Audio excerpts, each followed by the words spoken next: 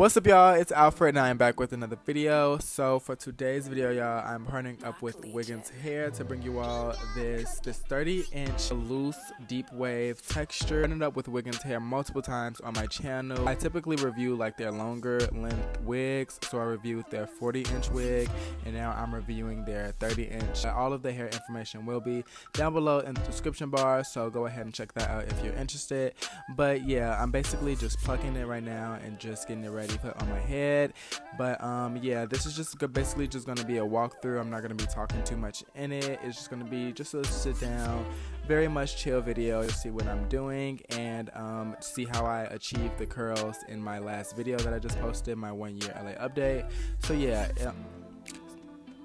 So yeah, all of the information, like I said, will be down below in the description box if you are interested in purchasing this wig. The only thing I would say about it, the downfall to it, is the lace color. If the lace was HD, it'll be perfect, but it's not, so it's okay.